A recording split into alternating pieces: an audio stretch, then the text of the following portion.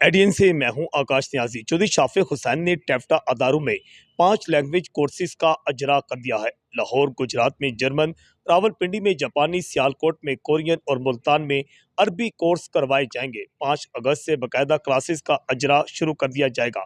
चौधरी शाफिक हुसैन का कहना है कि तरबियत याफ्ता नौजवानों को बैरून मुल्क मुलाजमतें मिल सकेंगी, जबकि चौधरी हुसैन इलाही के आगे हल्का के लोगों ने भारी भरकम बिल रख दिए, जिसके बाद चौधरी हुसैन इलाही ने हुकूमत के साथ एक नया मुतालबा उनके साथ किया है कि तरक्याती फंड्स को अवाम को सोलर सिस्टम फ्राहमी के लिए खर्च करने की इजाज़त दी जाए।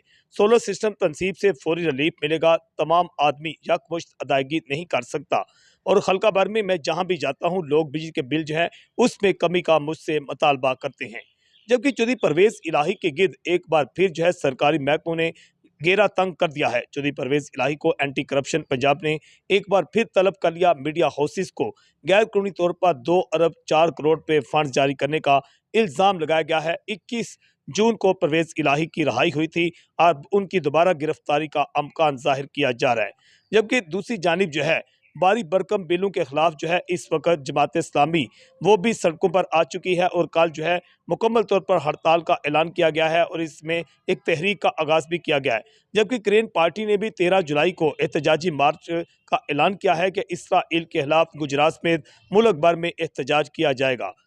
HDN से मैं हूँ आकाश नियाज।